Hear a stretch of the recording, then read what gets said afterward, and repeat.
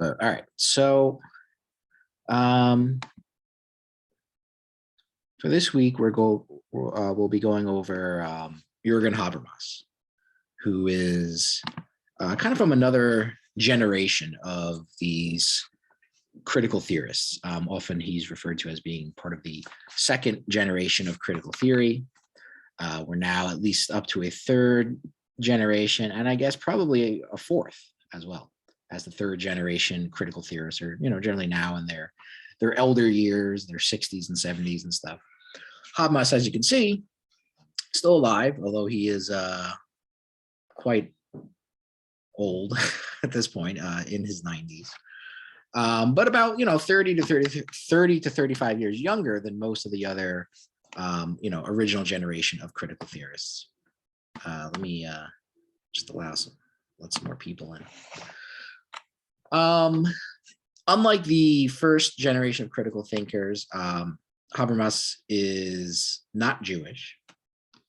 And if you can look at, based on when he was born, would have been about, is German, though, like the other critical thinkers, critical theorists. Would have been about 16 years old when the Nazi regime fell in 1945. So he actually grew up under Nazi occupation, and by his own admission, was basically sort of like a brainwashed, German youth who was part of the Hitler Youth, in fact, when he was younger. Which is interesting. Obviously, he no longer holds those views. But in many ways, those kind of represent a trend within critical theory, is sort of drifting further and further away from its sort of Marxist origins. Whereas the early critical thinkers like Adorno and Marcuse and people like that still claim to be very much influenced by Marx, although, as I've suggested, have kind of a somewhat dismissive take, I would say, on the role of the working class, on the so-called proletariat, which kind of marks for a strange, position to have for a Marxist thinker. I mean, obviously, when most people think about Marxism or socialism, they think about the working class. So it is kind of a strange, view to have, to consider yourself to be a Marxist, but kind of take a somewhat, derogatory or dismissive view towards the working class. Habermas also kind of sort of represents maybe a sort of further development of that trend. Whereas his position later on in life seems to be somewhat indistinguishable from, a liberal, though somewhat maybe sort of left-leaning, liberal take on things, which we'll try to explore. So I want to get right into it, of course, because there are a lot of things to cover.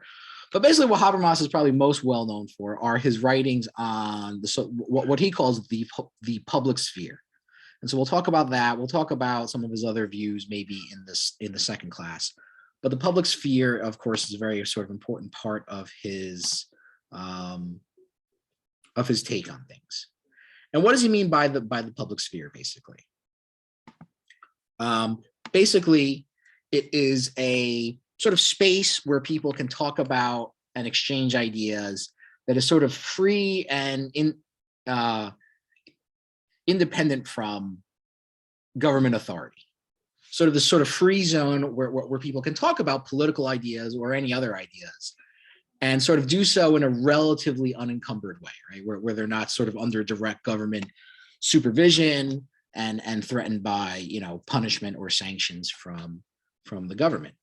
This is an illustration of Lloyd's Coffee House in London, England, basically from the either late 18th century, early 19th century. I'm assuming by the hairstyle, late 18th century. And this would have been one of the examples of what Habermas would have called, would have referred to the early public sphere as. Coffee houses, in France, the salons where people would meet and debate philosophical ideas and things like that. Bars and taverns. Again, public spaces where people can sort of meet and assemble and talk about things. I mean, the fact that taverns would have been considered a space for people to debate ideas kind of is pretty far-fetched from what we associate with bars in a contemporary sense, right? Where most of them are so loud you can barely hear the person next to you. But that is kind of what he had in mind, spaces like that. And he attributes a lot of importance to this, right? For him, this is essentially what allowed for the spread of democracy, for a type of democratic government to sort of, really develop. Now, in the case of the United Kingdom, it certainly took a long period of time. The gradual expansion of voting rights was very much a long-term project over the course of the 19th century. It really took until the early 20th century for all men to have the right to vote in the United Kingdom. And it took basically up until almost the 1930s for women to have the right to vote. And almost, 10 years, in fact, after, women got the right to vote in the United States. Of course, in the United States, you have the issue of race, which severely complicates things. And it's really not until the 1960s where pretty much everybody gets the right to vote in the United States. But, that aside, Habermas attributes great importance to the development of a public sphere for the American Revolution, for the French Revolution. The fact that these spaces exist that allowed people to, again, debate political ideas and other ideas, he attributes a lot of importance to the development, again, of democratic government during the course of the 19th century, even though in many cases it was a very sort of long-term project. So there's a lot of, like I said, a lot of importance attributed to that. If you want to illustrate it sort of analytically, this is kind of what he's talking about, right? So this idea of the public sphere is, again, this sort of like intermediary zone which sort of exists between the state or the government and between the people. And it sort of allows for, information to kind of be transmitted, essentially.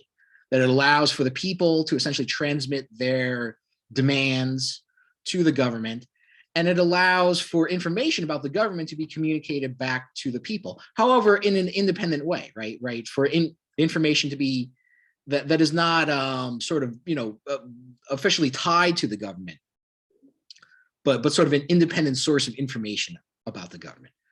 In other words, what he's talking about, obviously, of course, is the development of an independent media, of the press. And of course, freedom of the press is something which is taken, very seriously, or at least it's supposed to be taken very seriously here in the United States. The idea that you, again, have an independent source of information about politics that's not necessarily tied to official government sources. Essentially, and this is what Habermas talks about in his earlier article about the public sphere and his later article, the one from 2006 about the public sphere. Without something like this, you really can't have a democracy, he would say. So, again, attributing, the highest level of importance to it. And in his early work, actually what became, or what originally began as his doctoral thesis in Germany was this sort of history of the public sphere. And the book later bore the title, The Structural Transformation of the Public Sphere. So essentially it's kind of a rise and fall story. So the development of the public sphere in the, let's say, 18th century or so, plays a very pivotal role in the later development of democracy, or at least something approaching democracy in these countries, in particular France, the United Kingdom, and the United States. However, over time, what happens? Capitalism develops, and knowledge and information become commoditized.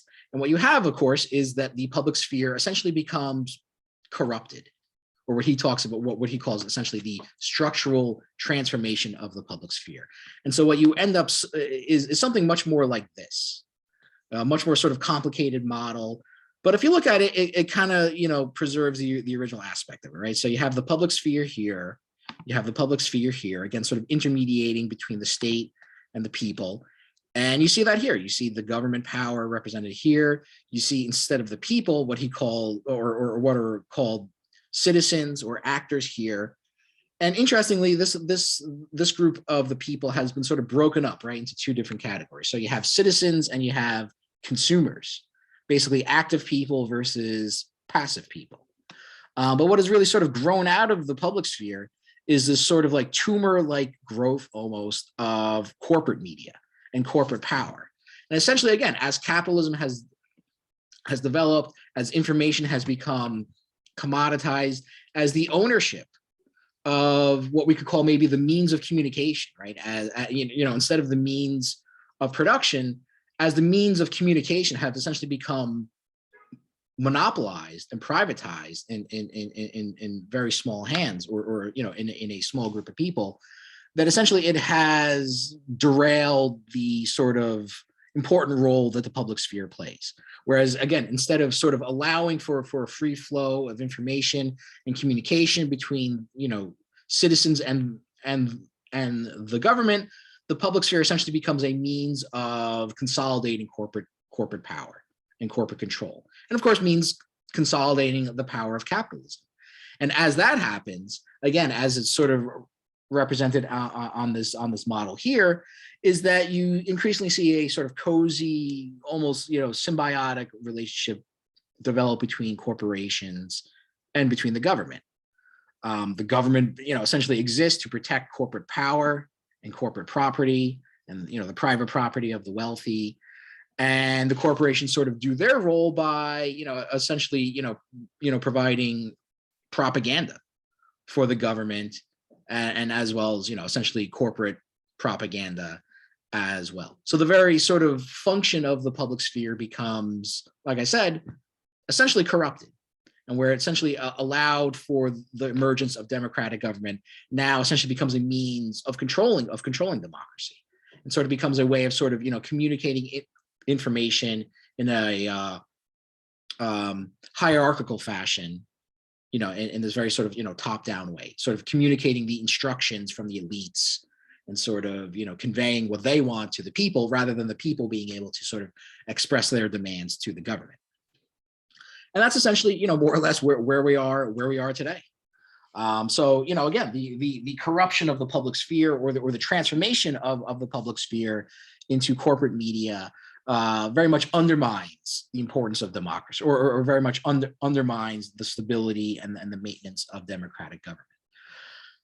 And again, I would find very little to contradict that argument, especially here in the United States, where you have, a media where something like 90% of media is basically owned by 5 corporations, where you see an increasingly, again, cozy, almost, like I said, like almost symbiotic relationship between the largest corporations and between the government, or at least between various parties within the government. You have a kind of a conservative media and a liberal media, which more or less correspond to the, political parties, right? The conservative media, Fox News and things like that, basically serves the interests of the Republican Party, whereas the liberal media basically serves the interest of the Democratic Party. And when those parties are in power, you can expect the, respective media establishments to, make that party sound good. For example, the liberal media, when you have Joe Biden or Barack Obama in the White House, tends to talk, make the government sound good. When a Republican is in the White House, then the liberal media tends to be critical of them. But for, when very little has changed, in terms of policy, that same media will then sort of sing the praises of the Democratic president, with some mild criticism thrown here and there, just to make it, not seem too obvious, basically, that these media establishments basically function, more or less as an extension of the political parties that they serve. So that's pretty much where we are now, unfortunately. And of course, let me move this over here. One example of this, one fairly obvious example of this, is in the constant sort of spreading or proliferation of war propaganda, the sort of pro-war, pro-military stance that you see, basically coming out of all media, out of all, mainstream or corporate media, is a pretty good example of this, and as well as a pretty good example of how the culture industry works. Right, this famous concept, going back to Adorno and Horkheimer. I was reading an article recently about the culture industry, and the author, accuses Adorno, or says that because Adorno doesn't provide any examples of the culture industry, that he's basically wrong about the culture industry. That what he talks about as the culture industry and the effects of the culture industry aren't essentially true. Now it's true. It is true that Adorno doesn't provide any example or many examples, at least, of how the culture industry actually works. But that doesn't mean that what he's saying isn't true. And I would say it's actually very easy. I would say almost ridiculously easy to find examples that illustrate what Adorno is talking about, that shows that what he's saying about the culture industry is basically true. And again, one of the prime examples of that would be the constant spreading of propaganda for war. The idea that the United States is always portrayed as this sort of force for good in the world, right? And any country that we're going up against or any country that opposes us is evil and bad. And you even see, and it creates very much a double standard. It creates a, very hypocritical take on things, so that when a country, and of course this is very relevant to what we're talking about now. So when you see a country like Russia invading the Ukraine, what Russia's doing isn't all that different than what the United States did in Iraq and Afghanistan. Yet when we do it, it's justified, it's good. And even if it turns out later on to be overwhelmingly obvious that what we did is not good and not justified, then it becomes simply, excused away as a mistake. Whoops, we made a mistake. Same thing with the Vietnam War. We screwed up, we made a boo-boo and killed, a couple million people in the process. But, at least we had good intentions. But when a country like Russia does it, of course, Putin's a war criminal and a genocidal maniac and all this other stuff. Well, by that same logic, if Putin is a war criminal, then most American presidents are war criminals as well. So you can see how that kind of double standard, takes shape, I think.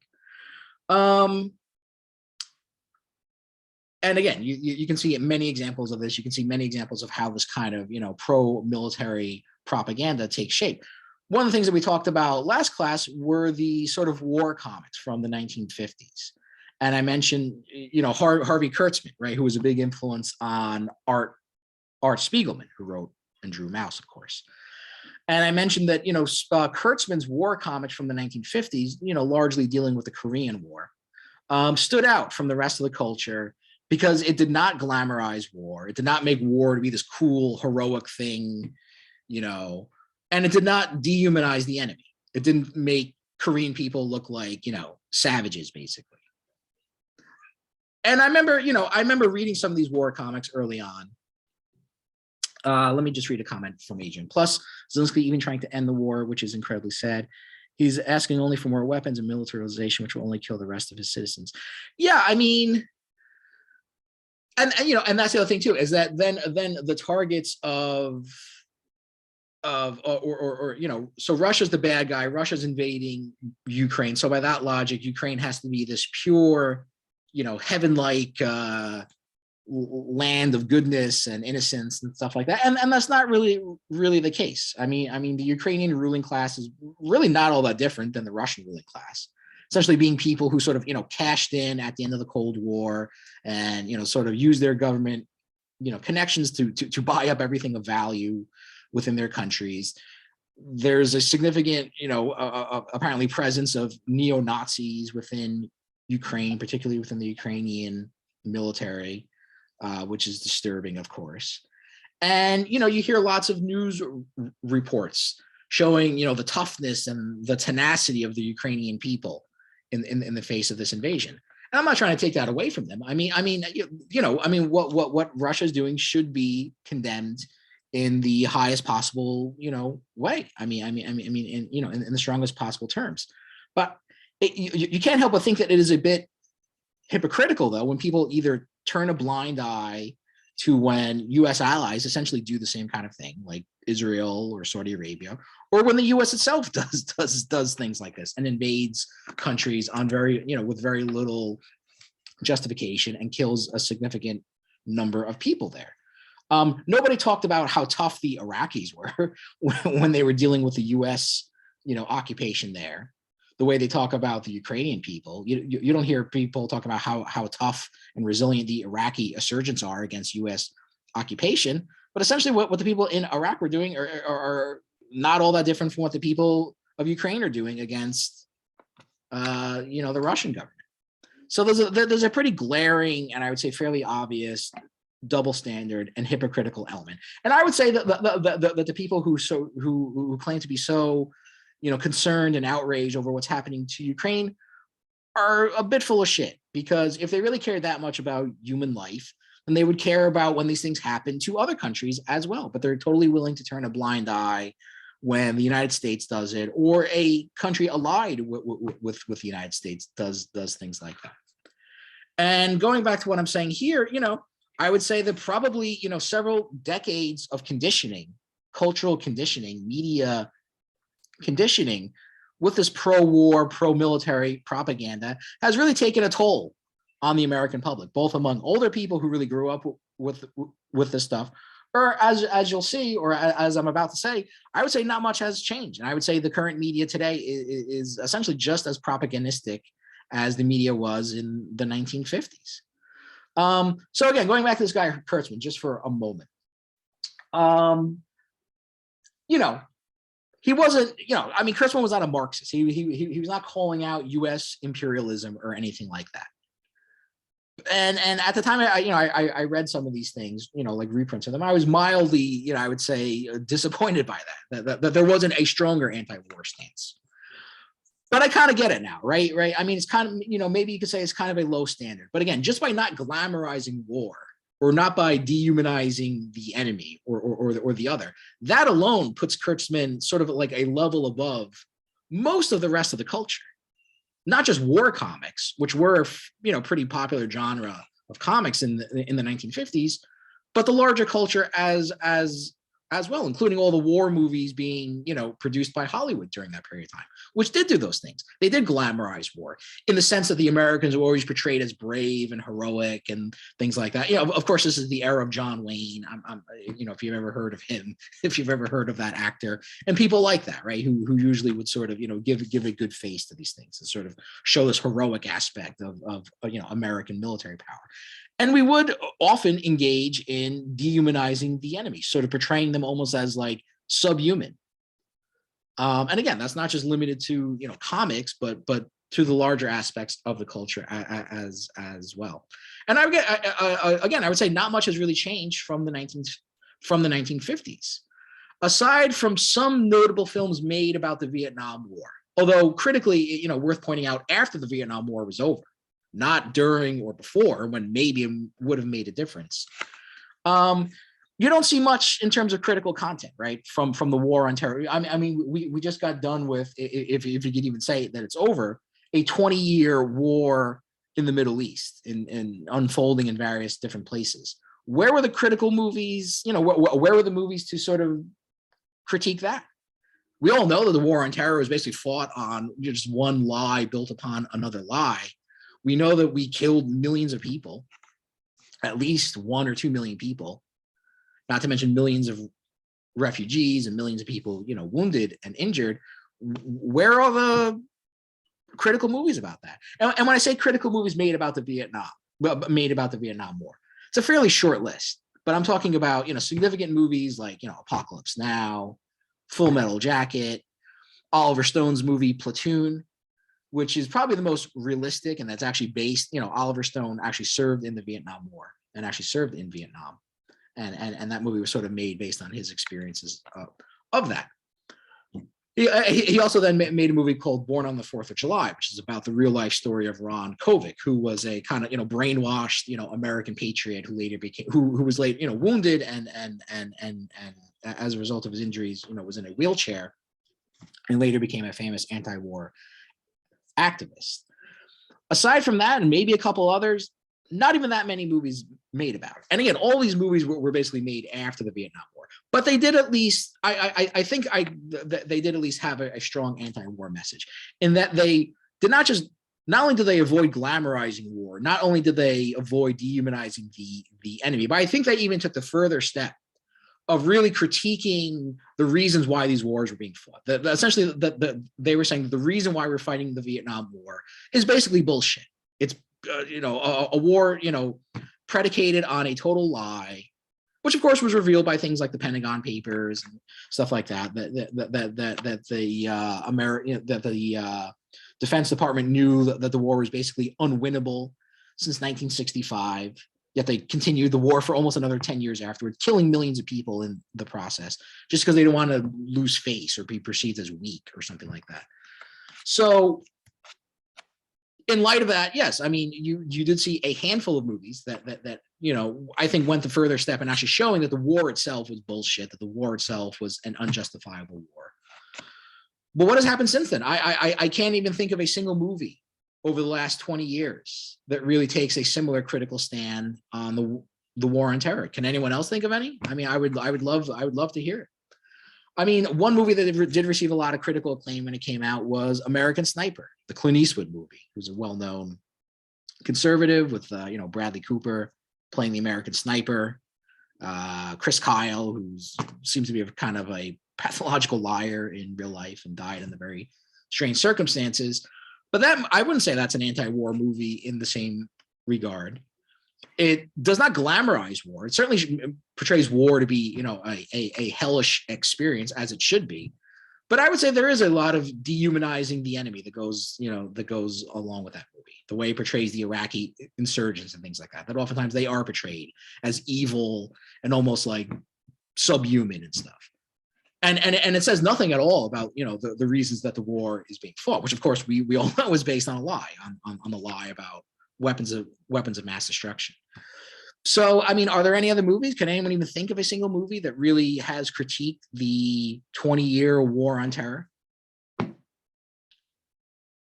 Strategically take a sip of water while I wait, but I don't know if there are any. What do we have in the chat? Nope. Okay, yeah, I didn't think so. I can't think of any either. Maybe there's something out there, but even if there was, it's probably obscure and didn't really sort of resonate with the public. So here's an example. I probably should have showed this last class, but I'll show it now when we were talking about the Kurtzman's war comics and stuff. So I said that Kurtzman does not dehumanize the enemy, and I said that prior to that, and his comics are from the early 1950s. So in some cases 5 or less than 10 years after the end of World War II. This is the level in which we were dehumanizing the enemy, particularly the Japanese, who got it a lot worse than even the Germans did. And I mentioned things like this, like how they be portrayed with fangs and things like that, which you can clearly see in the one image over here, being portrayed as if they are, like I said, literally like subhuman, like they are not part of the human species. They're some sort of race of monsters or something like that. And this is, of course, Captain America, the well-known patriotic hero. I guess now he's well-known. Captain America dates back to the 1940s, was created as World War II propaganda, was created by the great artist Jack Kirby, who created most of the other, Marvel Universe heroes. I'm a big fan of Jack Kirby, his imagination and stuff like that. Fortunately, he only did the first 10 issues of Captain America. As you can see, this is from issue 13. So this is after he left the title. And at least based on the covers to the first 10 issues, there's nothing as repugnant as this, at least on the cover. But you can see that, obviously Captain America became this kind of more xenophobic, type of character since then. I've also heard that the actor, Chris Evans's portrayal of Captain America, I almost find this hard to believe, but it actually does kind of serve as like, American propaganda now. Someone quoted, or someone was quoted as saying that Chris Evans' performance as Captain America did more to redeem America's image in the world than almost anything else over the last 20 years. Does anyone else have a sense of that? I find that hard. I mean, people do realize that Captain America is not real, right? I mean, he's a fictional character. How could he redeem America's image in the world, especially while all these other things are playing out? And of course, obviously this stands out. This is an interior panel. I'll get you for that, you yellow monkey. Ugh. Now, the website I took this from, I believe it's because he's noble. He believes in God. He believes in the American way. He's not controversial, unlike everything else that tends to happen. Yeah, I mean, I think he's a talented actor. I think he is. I think he took a character that could be portrayed as very bland and kind of, invested some humanity into him. But I mean, how does that, supersede what's actually going on in the real world? How does that supersede, again, a 20-year American war fought on a lie that killed, at least 1 million people throughout the world? That's what I don't understand. But again, I don't mind saying that. It speaks to the point that I'm trying to make, that this kind of propaganda is very effective. Anyway, so the website I took this from, I think it was like, Quora or Reddit or something like that. One of the commenters tried to excuse this away, that like, oh, I don't think he meant it in a racist way. He was just calling the guy cowardly, like how when you say someone's yellow when they're a coward. It's like, that's a very generous interpretation of that. And anyway, it doesn't even explain why he's calling him a monkey also. Even if you were to excuse that on the basis of his cowardly attack from behind, he's calling him a yellow monkey. He's not just calling him yellow. So I think it's pretty clear that's a racist comment being made. Here you see a couple of other examples. The Human Torch, another Marvel Comics character from the 1940s. Again, extremely racist portrayals of the Japanese. Again, I kind of wish I'd shown this last class, but I'm doing it now. Here you see one, the one on the right, Marvel Comics or Marvel Mystery Comics. Extremely crude looking art. And here, and again, from whatever website I took this from, one of the people commenting wrote that, it looks like he's fighting like goblins or something like that, which is true. Like, it doesn't even look like human beings at all. But these kinds of things were fairly common back then, and again, so I guess I'll give a little credit to Kurtzman for not doing things like that. And again, his comics coming out just a few years after. There's these comics from the 1950s. You can see the title Captain America, Commie Smasher. Now he's switching to the Russians instead of the Japanese. These are actually running, contemporaneously with Kurtzman's comics. So again, a little more, I think I mentioned the point, or tried to make the point that, the company Kurtzman was doing these comics for, EC Comics, was a little more politically progressive than, let's say, Marvel Comics or DC Comics was during that period of time. I also believe I showed a couple of pages from the atom bomb story that they did, also in the early 1950s, written by Kurtzman but drawn by Wallace Wood. And again, humanizing the Japanese, showing the innocent people that got caught up in the atomic bomb. Little old ladies and children and people like that, not with fangs and looking like these grotesque monsters, but just regular human beings who were killed because of this unfortunate decision to drop the bomb. Again, I don't want to go too much into talking about what we were going over last class, but here are some examples of that. Here's one other, just to show you I'm not just picking on poor Captain America. Here's one of the most absurd things I've ever seen. It's Superman distorting his facial characteristics to make it easier to see what's going on as a Jap. So Superman has always been criticized for having these kind of Deus ex machina powers, right? They can just manifest whatever powers are necessary for the purposes of the story. So besides having super strength and super speed and super vision and all that, he apparently has super racism, or he has the ability to turn into racist stereotypes, apparently, when the story demands something like that. And by the way, he doesn't have fangs, but this kind of like buck-tooth, squinty-eyed, caricature lasted long past World War II as well. So I feel like I should point that out as well. Kurtzman may have been writing after, writing and drawing comics after World War II. It's not as if these racist, stereotypes of Japanese people and Chinese people and things like that ended, with the end of World War II. Those things continued for years on afterwards. So, give a little credit to Kurtzman, I guess. Sort of an oasis in the desert of just, racism and propaganda that was sort of taken for granted back then. And again, I'm trying to make the point here that I think this propaganda is effective and has certainly taken its toll on the American public, and it still continues to this very day. Perhaps because of that, we shouldn't be surprised that so many liberals supported the Iraq invasion in 2003. And I don't know how well known that is. Or how widespread it was. I think at this point, most people know about the unfortunate stances that the New York Times and the Washington Post took regarding the invasion, right? Essentially giving credence to the lies coming out of the Bush administration about, supposed, weapons of mass destruction being in Iraq and things like that, and basically supporting the case for the invasion of Iraq. But all other magazines like the New Yorker as well. So again, going back to the last class, I mentioned that Spiegelman had a career at the New Yorker, doing several, illustrating several covers for the New Yorker magazine. The New Yorker magazine itself is this magazine, if you don't know, is a long history going back to the 1920s, sort of writes about politics and culture, sort of this intersection of the two, and cultivates, much like I guess you could say the New York Times does, a kind of liberal image. However, the New Yorker was not exempt from this, right? And the New Yorker magazine also went along with this, growing calls for war against Iraq in 2002 and 2003. But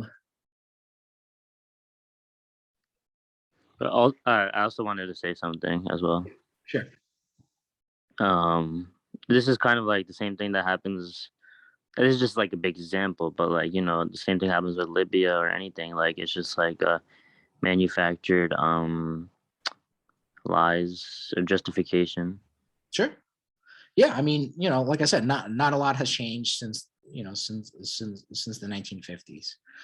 And just because, people sometimes lamely try to defend the media and they, when you talk about the media as a whole, that, they say you're overgeneralizing and, you're painting with a broad brush and stuff. Let me just, name some names here and even name some of the articles that they wrote. So, what I'm talking about here. So David Remnick, who's the editor of the New Yorker, wrote an editorial called "Making a Case," which basically, again, supported the lies coming out of the Bush administration. Jeffrey Goldberg, also for the New Yorker, wrote at least 2 articles. One titled "The Unknowns," the other known as titled "The Great Terror," which not only made the case for weapons of mass destruction, also tried to tie Saddam Hussein to Al Qaeda as well. Goldberg has since failed upwards to become editor of the Atlantic. And failing upwards is a term that people should familiarize themselves with, because it essentially speaks to the lack of accountability that goes on, not just in the media, but, through broad sections of American life, where people, no matter how badly they, excuse my language, fuck up on their jobs. I mean, if you're a journalist, your job is to, of course, check these things out and even be independent from the government and provide a alternative account. When you so badly mess up at your job, where's the accountability here? And instead, the people, Remnick still to this day serves as the editor of the New Yorker. Goldberg, like I said, essentially became promoted from reporter to editor. The Atlantic magazine, also, a magazine with a long history in the United States, even going back further to the 1800s, founded by Ralph Waldo Emerson, actually, famous American writer. A magazine of, again, of similar stature and influence to the New Yorker magazine. People get promoted. People who wrote for the New York Times and the Washington Post and other newspapers, they're all still there, and many of them got promoted as well.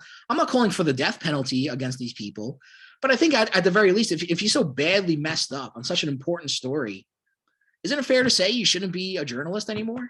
I mean, you should kind of step down, like at least for a couple of years, maybe build your career back up again, or like something like that. But there was zero accountability for any of these people that got these stories so badly wrong. Again, something that resulted in the deaths of at least 1 million people. It's kind of hard to just excuse that, I think. Anyway, besides ignoring the more obvious ties between Saudi Arabia and Al Qaeda, Goldberg has produced several pro Saudi pieces. So I have several articles that I want to shift back and forth to, and you'll see what I'm talking about here. So this is an article from Goldberg from 2010. Yes, I know I started the Iraq War. I mean, what a prick, right? I mean, the sort of arrogant, condescending approach from this guy. You can tell this guy doesn't feel sorry at all about what he did. And obviously, it's unfair to single-handedly, blame him solely for starting the Iraq War. but he played a part in it. He did. Like, I'm sorry, but you did. You can be as sarcastic and, you know, condescending as you want. The fact that you did play a role in this. And in fact, you could even argue that the liberal media possibly played more of a role in this, because we expect liberals to be, you know, or at least we have this popular perception that liberals are supposed to be against war. That's actually not borne out by the fact that if you actually look at the history of war in the United States in the 20th century, most of the wars this country has fought were under so-called liberal presidents. But we, at least there's this perception, at least, the liberals are supposed to be against the war. And I think the fact that so much of the liberal media did support the case for war probably had an effect on people. In other words, we expect conservative media, we expect Republicans to be, you know, bloodthirsty maniacs. I mean, that's kind of their whole image, right?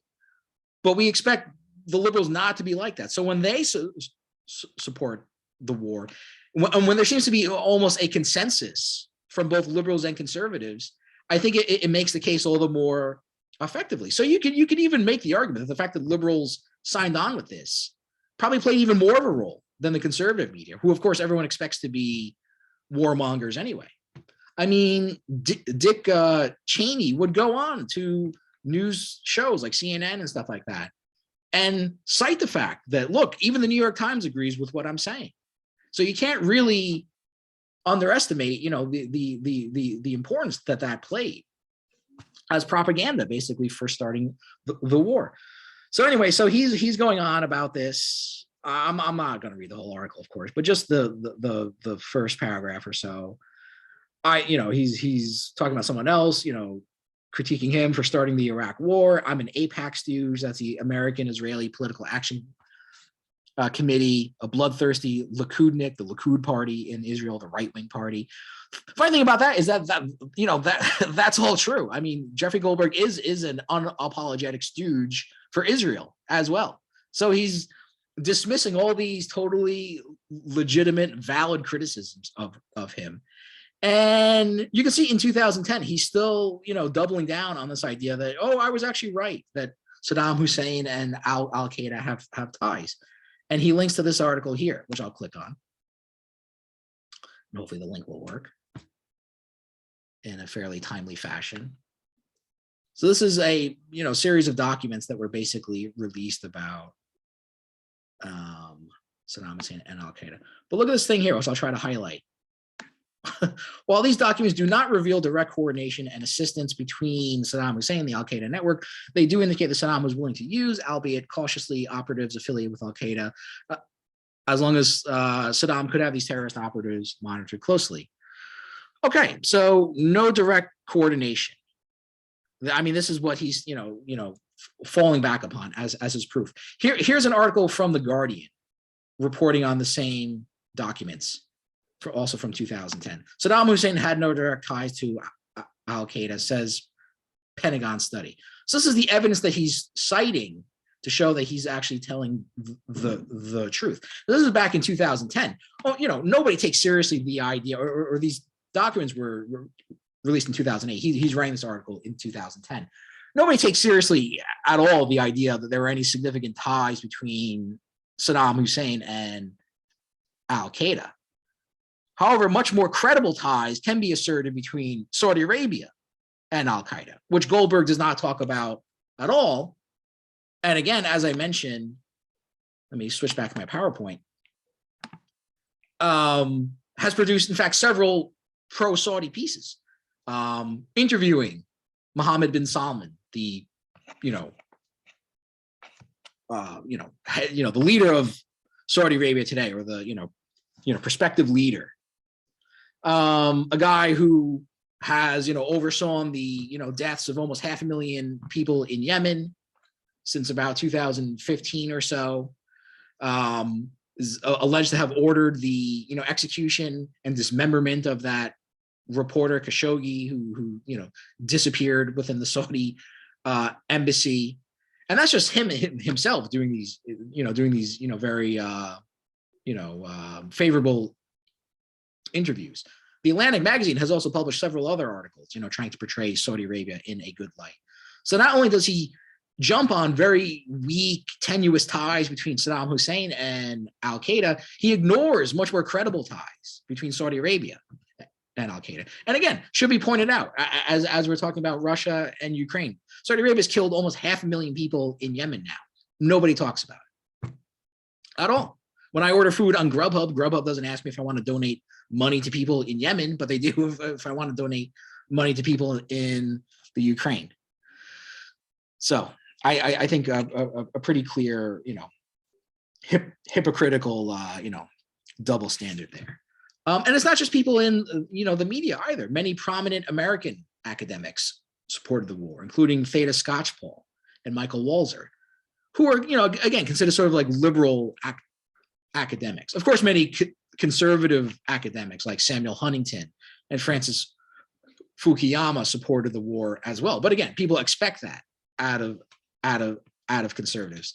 Theda Skocpol, I don't know if anyone's ever heard of her, wrote a very important book on revolutions, in historical perspective. I mean, anyone's ever taken a comparative politics class, if you are, a political science major or even minor, will probably have come across her at some point. Michael Walzer is well-known political philosopher here in the United States. They signed on to this cause, to the cause of overthrowing the Iraqi government.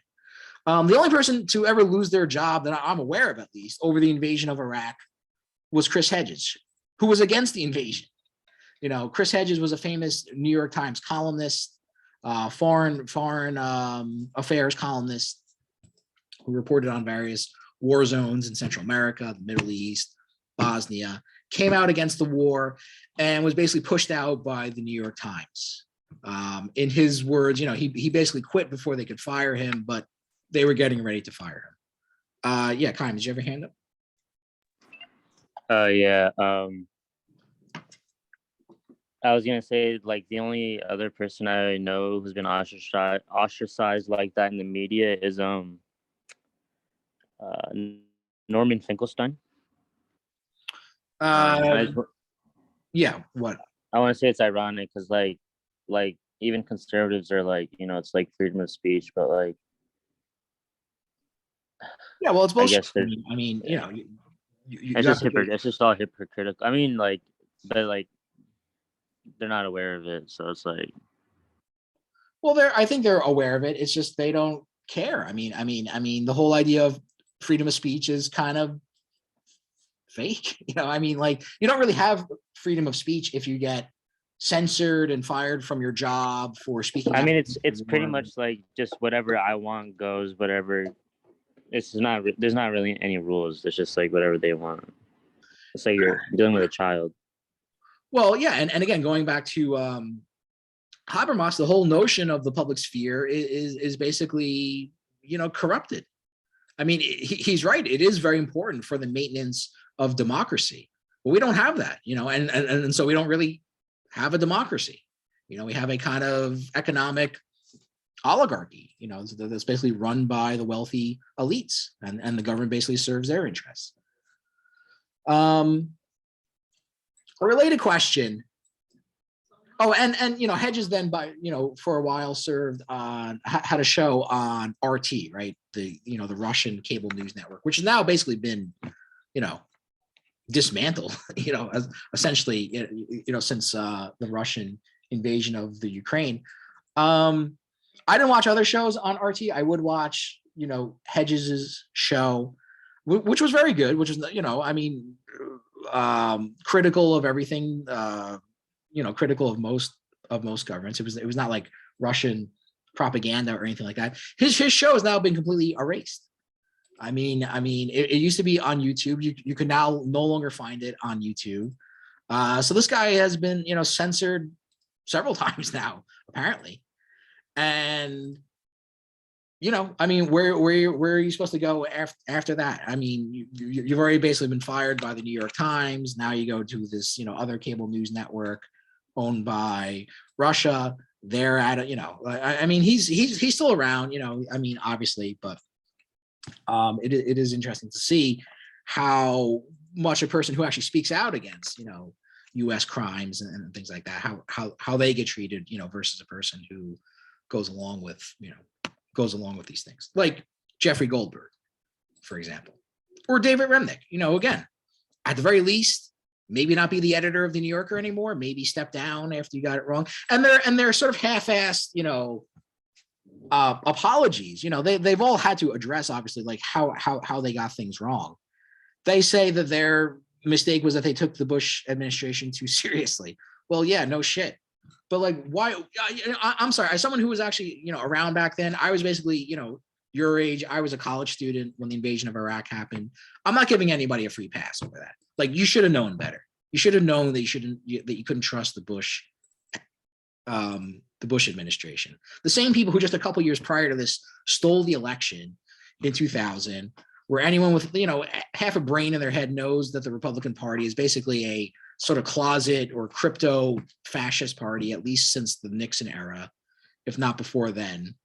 And with Trump, they've now essentially come out of the closet. But I mean, you're just going to trust what they say and just accept it without any criticism. I'm sorry, you don't get a free pass for that. And anyone who was a journalist back then that went along for that, they got tricked by George Bush, one of the dumbest people in America. You shouldn't be a journalist anymore. I'm sorry. But I think that's true. And on a somewhat related question, and this is something I think about a lot. Now, I mentioned that the New Yorker, talks about politics and culture, right? Now, and they kind of have this, this pedigree or, this influence or stature. So does the New York Times. Should we care about what they think about what their tastes are or what they consider to be good art and what's good culture and things like that? Can you separate the two? Or if their instincts and judgment are so screwed up on politics, should we not really care about what they think is good art? I really wonder about that, especially something with like the New Yorker magazine, or again, like the New York Times, because people like Spiegelman, people, various, artists and things like that, they love that approval and praise that they get from the New York Times. If they get a good review in the New York Times, you can be sure that's going to end up on the back cover of their book as a little blurb. Should they really care? I mean, I'm almost at the point now, and I mean this as an honest question. I really not 100% sure. I'm kind of leaning towards no, though. I'm kind of leaning towards no, we shouldn't care. That I'm not really interested in what people that write for the New Yorker magazine or the New York Times, what they consider to be high art or worth, or good art or anything like that. That they're so, screwed up basically that I just shouldn't care about it. But a lot of people do. A lot of people do sort of chase after that kind of mainstream acceptance, I guess, particularly, in comics, I mean, particularly, in a medium which for years was regarded as sort of lowbrow and vulgar and things like that. Now it's kind of, reached that level of mainstream acceptance. And, the New York Times has a graphic novel correspondent. So, and as does the Washington Post, that they have people on staff that basically just write articles about graphic novels now. The New York Times has a list of, you can look at its top choice, its top 10 graphic novels, from last year. I looked at it. I looked at the list. I didn't recognize pretty much anything. I don't really keep up with the contemporary, world of comics, but I was curious. I looked up some of the choices. Didn't look all that impressive, at least based on the art. Maybe there's something in the story and the writing and things like that, but the art looked kind of low energy, kind of anemic and kind of boring, to be honest with you. But they're in that, I kind of miss the days when comics was kind of considered sort of lowbrow and vulgar, like stuff like that. The New York Review of Books, another highbrow publication. Not only do they write articles about graphic novels, they actually publish comics. There's something known as New York Review Comics. So that's how much these sort of highbrow elites have sort of, gotten into this thing. And of course, you have the popularity of the Marvel movies and things like that, which isn't necessarily highbrow, but it is, mainstream culture and things like that. Let me mention something about the New York Review of Books also, because if you think that the only sin of the liberal media was in their horrible take on the invasion of Iraq, I mean, there are plenty of other examples that you can point to. So let me look at this, briefly look at this article from the New York Review of Books. Let me switch back here. Written by Michael Tomasky. Let me close some of these windows too, which I don't need them anymore. Okay, so this is from February 2022. So this year, and again, this is a publication which is in the 1960s was considered radical and stuff like that. So let's see how radical it is today. So you have this article by Michael Tomasky. He's a well-known journalist here in the United States. He starts off talking about listing a bunch of statistics to tell you how great the Biden administration is doing. This is supposed to be the radical take on things. How to assess the Joe Biden presidency 1 year in. The economy is booming as it hasn't in decades. Between January and October 2021, real GDP grew at an annualized rate of 7.8%, and disposable income grew 3% after inflation. Well, that's bullshit right away. I mean, he's talking about income, so maybe that's a little bit different because you can include the incomes of extremely wealthy people, but wages have decreased after inflation. Hourly wages that working stiffs get have gone down. If wages went up by like 3% or 3.5%, inflation's gone up by almost 8%. So that's almost a 4% more or more decrease in wages. So that's already bullshit. First paragraph in, where we're already pointing out obvious bullshit this guy's saying. The unemployment rate, 6.3% when Biden took office, was just 3.9% in December. Okay, the unemployment may be low, but usually when unemployment is low, wages go up. People's wages aren't really going up much. And again, they're actually losing ground when you factor in inflation. Finally, and I could go on, and maybe you should, 6.1 million jobs have been created since Biden's first day. That's 4 million more than under Donald Trump and both Bushes combined. I mean, I don't even know where to start with this, or I guess I already have started on it, but starting off by quoting a bunch of statistics is convincing to nobody, except for people that maybe go to Ivy League schools and obsess over numbers and data like this. But for the average person, and I guess maybe the average person isn't reading the New York Review of Books, this is not convincing at all. And of course, he has to go this route because you can't point to anything else. You can't point to any significant laws or any significant policies that have been put into play. All you can do is quote a bunch of statistics which may or may not accurately reflect real life conditions going on. And even then, I would say that there's much to criticize here, like claiming that incomes have gone up and stuff like that. I mean, that's not true. People are losing ground because of the high inflation going on. Yet these economic facts, and they are facts, he has to really emphasize that, hardly inform the popular view of how Biden is doing. So here we get to the real, crux of the article. He quotes all these economic facts, yet people seem to have a negative view of the Biden administration. Whatever could be wrong, right? People should be happy. Unemployment's down to 3.9% or whatever he said. As if these numbers that you're quoting, translate into what people are actually experiencing, what people are actually going through. Since late August, when the president's approval rating flipped from positive to negative, the media coverage has been relentlessly pessimistic. So kind of blaming it on the media. They should be emphasizing all the great things that have happened during the Biden administration, but instead they're attacking the president, making him look bad. This is not entirely without justification. Biden's so he's going to address some criticism of Biden here. Biden's troubles started with the botched Afghanistan withdrawal. So that's the only thing he can really see fit to criticize Biden for taking the U.S. out of Afghanistan. I mean, like, what is wrong with these people? I mean, I suppose we should have stayed there for another, 20 years or so, and then maybe we could have, propped up the government there. I mean, what do people want? Taking the troops out of Afghanistan is probably the only good thing that Biden has done, and that's the only thing this guy actually criticizes him for. And these are not, unique views. I mean, this is generally speaking how the liberal establishment talks about Biden. He then encountered a series of setbacks. Politically, congressional infighting and indecision have left important voting rights and domestic spending bills stalled, culminating in a mid-December announcement from West Virginia Senator Joe Manchin, a veritable co-president all last year, that he opposed the current form of Biden's most important piece of domestic legislation, Build Back Better, which is basically dead.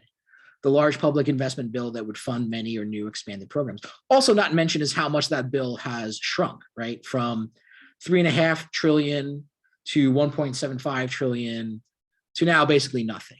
And Bernie Sanders, by the way, was calling for like 6 trillion, which I'm sure even that was probably fairly moderate. The defeat of Terry McAuliffe in the governor's race in Virginia, which Biden carried by 10% a year earlier, was an ominous indication of eroding support for Democrats in states they had considered safely in their column. And the global coronavirus pandemic rages on, despite the glimmer of hope last summer that we were moving beyond it. It has created supply chain delays and ongoing inflation spiral, and with the Omicron variant, grave disruptions in travel and education. I like also how he just talks about the pandemic as if it's just a force of nature that we can't control, as if it's not a direct response to the very inadequate, public health measures and policies that have been imposed over the last 2 years to basically deal with this thing. Unlike a country like, say, China, for example, which has actually done a pretty good job of dealing with it. But it's just this, thing that we can't, that we can't control. Not that we live in a society where, profits come before people's lives, and we can't do anything that would too seriously impinge upon the ongoing profit motive and the extraction of surplus value from the workforce. That has to go on no matter what. And if 1 million people die of COVID, then, so be it. Inflation is not, entirely or completely caused by COVID as well. According to economists like Richard Wolff, inflation comes about when people, just find an excuse to raise prices. That they, it's simply just a matter of choice. That they just, okay, well, here's a good time that we can, gouge people a little bit on prices, and they just raise prices like that. And of course, that's not mentioned as well. So, fortunately, there's not too much more of this article that you can read. It's buried beyond a paywall. Why would you want to waste $1 reading the rest of this, the rest of this drivel, though? I mean, it's crap. It's a total crap article, hack piece. But again, very much indicative of how, the liberal elites, the liberal establishment in this country think. And these are articles written by the liberal elites for the liberal elites. I would imagine, these are the only people who actually would bother reading the New York Review of Books at this point. I could have used another example. There was an article last year from a guy, just like gushing over Andrew Cuomo. Remember that? Remember when everyone's in love with Andrew Cuomo and they were calling themselves Cuomo-sexuals and things like that. And then, less than a year later, he has to resign in disgrace. So I could have used that article as well, gushing over how great he's dealing with the pandemic, even while thousands of elderly people were dying in nursing homes, basically, which he covered up and also allowed to happen because apparently nursing homes are a major, the owners of these nursing homes are a major donor to his campaign. And by the way, again, no one's getting a free pass over that. Anyone could have looked at, any sober-minded person could have looked at Andrew Cuomo's record as governor and realized that he's not a progressive at all, that he's basically just another kind of neoliberal hack. But it really shows you how out of touch the media establishment is in this country when they gush over a guy and then literally less than a year later he has to resign in disgrace. Well, that shows you how out of touch liberals are, I suppose, in this country. Now, Habermas himself has his fair share of problems as well. Habermas supported the 1991 Gulf War and the bombing of Serbia in 1999. And I'll play something from the Gulf War in 91, which I think you might find interesting. To his credit, I guess you could say he did at least oppose the 2003 invasion of Iraq, unlike many of his American peers, again, people like Scotch Paul and Walzer. More recently, he's written positively of the neoliberal Macron government in France. And as I'm writing this, I don't know if anyone's paying attention to this story, but there is a ongoing French presidential election going on, right? The way the French system works is because you have more than 2 candidates, thankfully, which at least is an improvement over our shitty system. There's usually 2 rounds for the presidential election. So now, and the same thing basically played out in the last election, 2017. You now have Macron going into a runoff with this far right, essentially fascist candidate, Marine Le Pen. And, she's scum. I mean, she's, basically, Donald Trump with long hair. Her father was a Nazi collaborator. But Macron is, not great either, obviously. Maybe not as bad as her. But, under his, I mean, he is a neoliberal. So we often talk about, socialism in Europe in comparison to the United States. But really, since the 1990s, Europe itself has really been trending also in this neoliberal direction as well. And I suppose probably since they had more rights than Americans did to begin with, it's taken them a little bit longer to sort of eat away at people's social and economic rights. Unlike the United States, where because we didn't have many to begin with, there's not that much to take away. But under, Macron, you've also seen a reduction in the living standards of working class people, a pretty horrible response to COVID, which like most capitalist governments is basically just, letting the virus spread in order to, keep businesses running, essentially. Habermas has written, fairly positively of him in the past. So I don't know what his calculation is there. Perhaps he's, going for the old standby, the lesser of two evils argument, which we love to use here in this country as well. Perhaps as a German, he's thinking more of in a European context and what kind of role France plays in the international arena. France was one of the only few governments to really, voice any objections to the invasion of Iraq in 2003. But ultimately, I wouldn't say it's very, not exactly impressed that he would write positively of Macron either. So let me show you something else. I have a number of articles that I've prepared for this class. Now, of course, we all know that the invasion of Iraq in 2003 was based on a lie supported by various liberals here in this country. Did you know also that the 1991 Gulf War was based on a lie as well? Well, what I'm about to show you is testimony from a girl who claimed to have seen Iraqi soldiers taking babies off of incubators in hospitals. And this testimony was widely disseminated throughout the American media. It was referenced several times by then President Bush, George H.W. Bush, as being a fact. It later turned out to be a complete fabrication and lie. And it turned out that the girl in question was the daughter of a Kuwaiti ambassador. Kuwait, if you don't know, and I'm not condoning Saddam Hussein's invasion of Kuwait in 1990, but Kuwait is basically like a mini Saudi Arabia. I mean, it's run by an extremely repressive, theocratic ruling class of people who, of course, also have a lot of oil and they're very wealthy, but hardly a democratic government in any reasonable, consideration of things.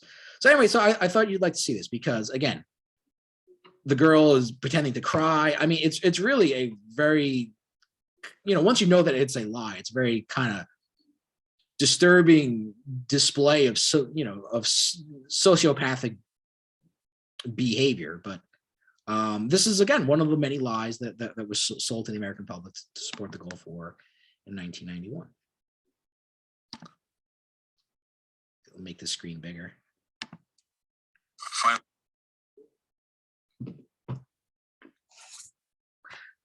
Ask okay, what happened here? Gotta play an ad now or something? our final witness is also using an assumed name. And again, we ask our friends in the media to respect the need for her to protect her family. Well, of course. And we finally call on Naira to testify. Mr. Chairman and members of the committee, my name is Naira, and I just came out of Kuwait.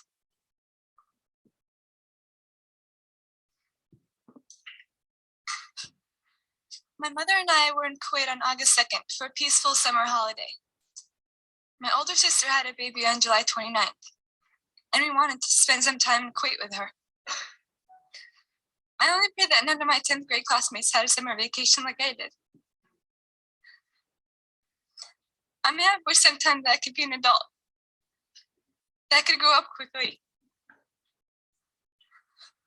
What I saw happen to the children of Kuwait and to my country has changed my life forever. It has changed the life of all Kuwaitis, young and old. We are children no more.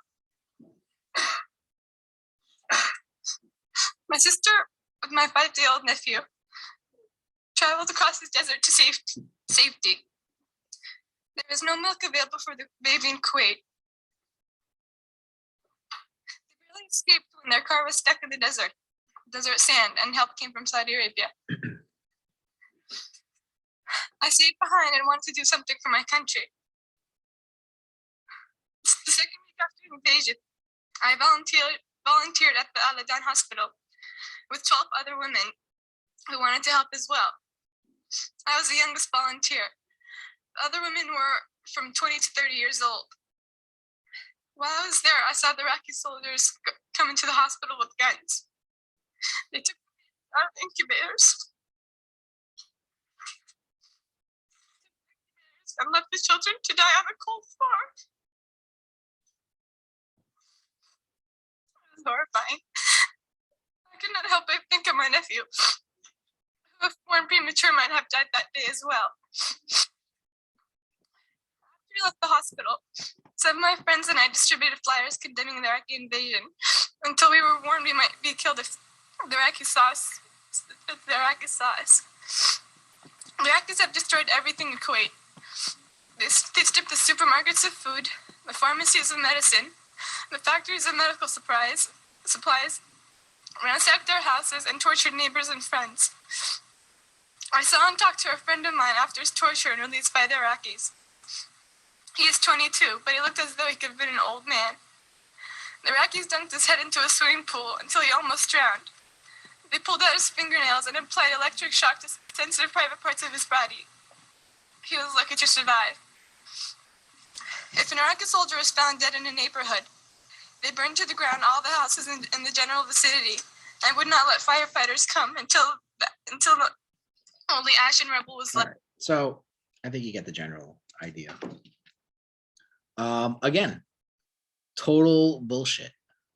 The crying, all that stuff. And, again, I mean, this is a cautionary tale. I mean, people should keep this in mind, the lengths that people will go to sort of manufacture these pro-war narratives and this kind of pro-war propaganda. Of course, the idea of manufacturing consent is a reference to the, book by Noam Chomsky and Edward Herman, who never gets credit for it, right? People always attribute it to Chomsky. Herman was the one who actually, I think, came up with the idea for this book on the media and approached Chomsky with it. But, another book that's sort of, famously critical of the media. But again, kind of gives you a sense of how far people will go. And if they're willing to do things like that, I mean, it should make a person question, like, to what extent can we believe the narratives that we hear coming out of Ukraine? I'm not saying that everything is fake, but I mean, a certain healthy amount of skepticism, I think, is definitely, called for here.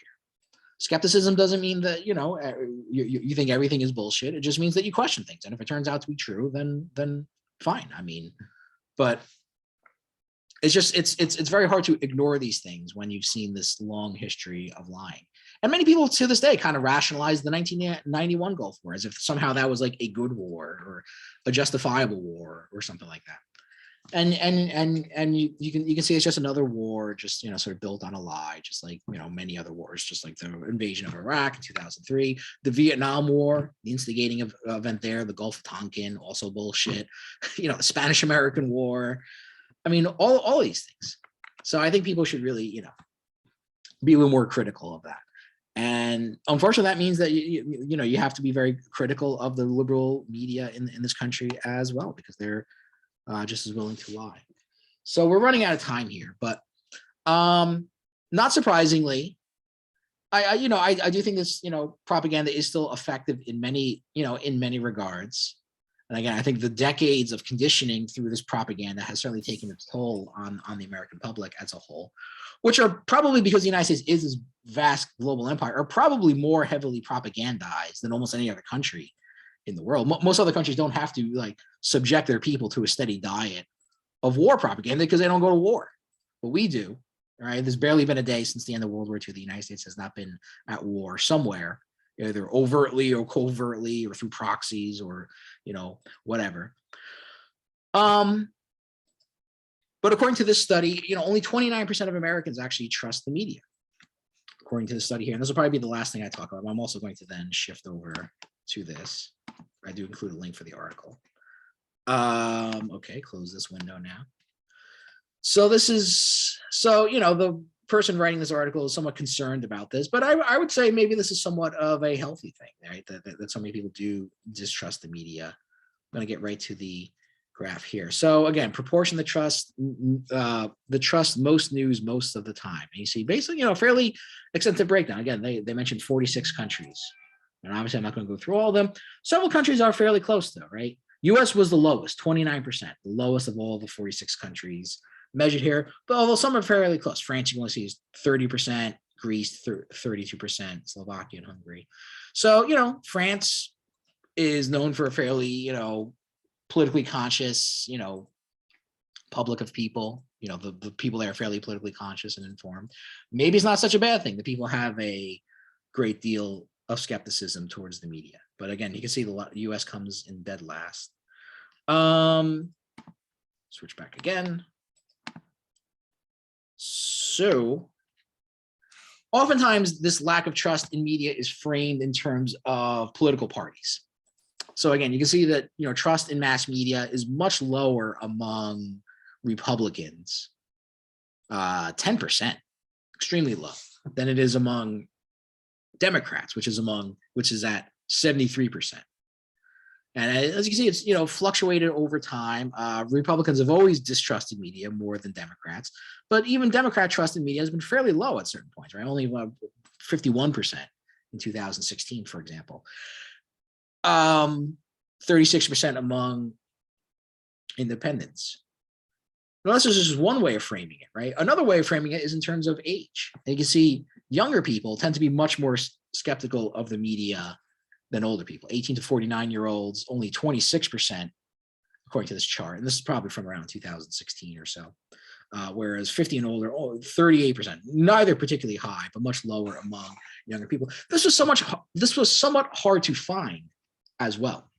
And I have noticed that it seems that when people like to talk about or do talk about mistrust of media, they much prefer to frame it in partisan terms rather than in terms of age or other possible demographics.